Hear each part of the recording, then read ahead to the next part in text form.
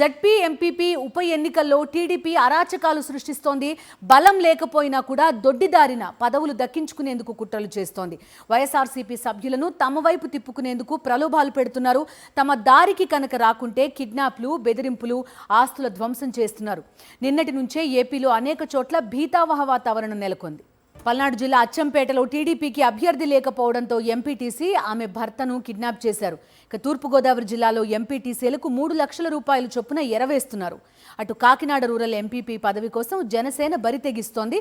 ఇటు టీడీపీకి ఒకే సభ్యుడున్న వైఎస్ఆర్ జిల్లాలో జడ్పీ చైర్మన్ ఎన్నికను అడ్డుకునేందుకు హైకోర్టులో పిటిషన్ వేశారు. టీడీపీ, జనసేన అరాచకాలను చూసి ప్రజాస్వామ్యవాదులు విస్తుపోతున్నారు. సార్, నేను ఆర్డీఓ ఆఫీస్కి ఉదయం 10:45 గంటల మేము బీఫామ్స్ అనెక్జర్ 1, అనెక్జర్ 2 ఇచ్చేసి అక్నాలజ్మెంట్ తీసుకున్నాము. ఆ తర్వాత ఆర్డీఓ గారి సలహా మేరకే రామకుప్పం ఎంపీడీఓ గారి దగ్గర వెళ్ళి ఐడెంటిటీ కార్డ్స్ కోసం వాళ్ళ ఫోటోలు, ఆధార్ కార్డ్స్ ఇవ్వండి, వాళ్ళు మీకు సమర్పిస్తారని చెప్పారు సార్. మన రామకుప్పం ఎంపీడీ ఆఫీస్కి వెళ్ళిన తర్వాత వెళ్ళి ఆర్డీఓ గారితో మాట్లాడి బయట వచ్చి భోన్ చేస్తూ ఉన్నారు. ఒక 10 నిమిషాల తర్వాత రండి కలెక్ట్ చేసుకుంటామని చెప్పారు. ఈ గ్యాప్లోనే గేట్ లాక్ చేసినారు. మొత్తం టీడీపీ ఆఫీసు జస్ట్ ఒక 10 మీటర్లు కూడా లేదు. ఎంపీడీ ఆఫీస్కు టీడీపీ ఆఫీస్కు 10 మీటర్లు కూడా డిస్టెన్స్ లేదు. అక్కడి నుంచి మొత్తం గేట్ లాక్ చేసి మొత్తం మూకుమ్మడిగా 20 మంది దాకా వచ్చి కారు మీద పడి మూకుమ్మడిగా పిడిగుద్దులు గుద్ది మొత్తం కారులో ఉండే వాళ్ళంతా బయటకు లాగి నాతో పాటు ఉన్న మోహన్ నాయక్ను, గుంటూరు తండా సర్పంచ్ను ముష్టి గుద్దులు గుద్ది మా దగ్గర ఉన్న ఫైల్స్లన్నీ షిఫ్ట్ విప్ జారీ చేసే పేపర్లను కూడా చింపేసి ఫైల్స్ తీసుకొస్తున్నారు.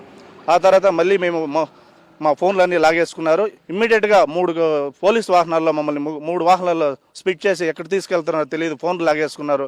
ఆ తర్వాత కర్ణాటక బార్డర్కి చేరుకున్నారు. అక్కడ వాళ్ళకి సంబంధించిన వారిని కూడా పిలిపించుకుని ఒక కాన్వాయ్ లాగా మమ్మల్ని అష్టదిబ్బందం చేసి మరి అక్కడ నుంచి తెలుగుదేశం నాయకులకు సమాచారం ఇచ్చి వారి నుంచి మాకు బెదిరింపు కాల్స్ చేస్తూ అదేవిధంగా అక్కడికే స్థానికంగా చేరుకొని ఆ సమయంలోనే మమ్మల్ని భయభ్రాంతులకు గురి చేసినారు.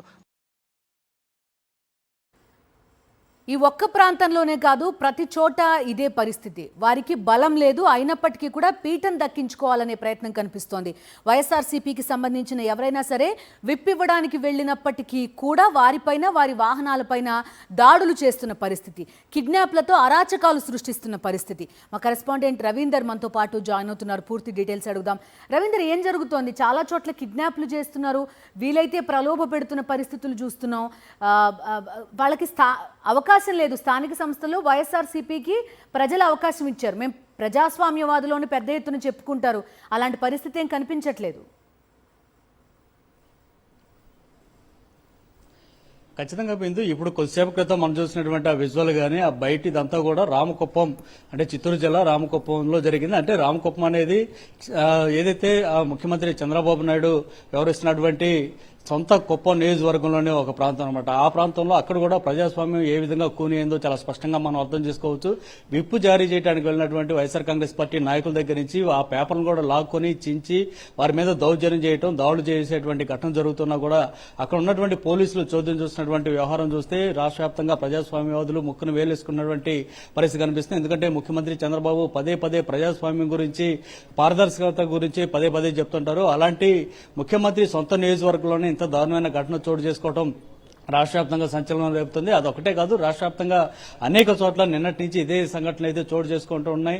మొత్తం రాష్ట్రంలో 2 జెడ్పీలకు సంబంధించి 60 ఎంపీపీలకు సంబంధించి ఉప ఎన్నికలు జరగబోతున్నటువంటి పరిస్థితుల నేపథ్యంలో రాష్ట్ర వ్యాప్తంగా ఎక్కడ కూడా బలం లేకపోయినా సరే ఖచ్చితంగా అక్కడ గెలిచి తీరాలనేటువంటి పట్టుదలతోటి అధికార పార్టీకి సంబంధించినటువంటి నాయకులు ప్రయత్నాలు చేస్తున్నారు. మరీ దారుణంగా అచ్చంపేట, ప్రకాశం ఏదైతే పల్నాడు జిల్లా అచ్చంపేట ఉందో అక్కడ ఉన్నటువంటి ఎస్టీ అచ్చంపేటకు సంబంధించి ఎంపీపీగా ఎస్టీ అభ్యర్థి ఉండాలి. కానీ తెలుగుదేశం పార్టీకి సంబంధించి అక్కడ ఏ ఒక్కరు కూడా ఎస్టీ అభ్యర్థి లేకపోవడంతో వైఎస్ఆర్ కాంగ్రెస్ పార్టీకి సంబంధించినటువంటి మహిళా ఎస్టీ ఎంపీటీసీని కిడ్నాప్ చేయడంతో పాటు మరొక 8 మంది ఎంపీటీసీలు కూడా కిడ్నాప్ చేసి వారందరితో తెలుగుదేశం కండువా గప్పించుకొని వారితోటి తాము కైవసం చేసుకునే విధంగా ప్రయత్నం చేస్తున్నారంటే ఎంత దారుణంగా పల్నాడులో కూడా ఈ పరిస్థితి ఉందో మనం అర్థం చేసుకోవచ్చు. ఇది ఒక్కటే కాదు, పక్కన ఉన్నటువంటి నెల్లూరు జిల్లా విడవలూరులో అయితే అక్కడ కనీసం తెలుగుదేశం పార్టీకి ఒక్క సభ్యుడు కూడా లేడు. అయినప్పుడు కూడా అక్కడ కూడా ఆ విడవలూరు ఎంపీపీని కైవసం చేసుకునేటువంటి ప్రయత్నం చేయడం చూస్తుంటే అసలు ఏం జరుగుతుందో రాష్ట్రంలో అనేటువంటి పరిస్థితి కనిపిస్తే మనం గతంలో చూసాం. తిరుపతి డిప్యూటీ మేయర్ ఎన్నిక సందర్భంగా జరిగినటువంటి దాడులు, కిడ్నాప్ల వ్యవహారం మీద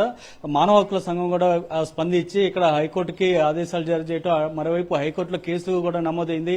ఇంత దారుణంగా ఉంది. రాష్ట్ర ప్రభుత్వానికి ఖచ్చితంగా వార్నింగ్ ఇచ్చినటువంటి పరిస్థితి ఉన్నప్పుడు కూడా ప్రభుత్వ వైపు నుంచి కానీ పోలీసులు కానీ ఏ విధంగా కూడా స్పందించినటువంటి పరిస్థితి అయితే ఎక్కడ కనపట్లేదు.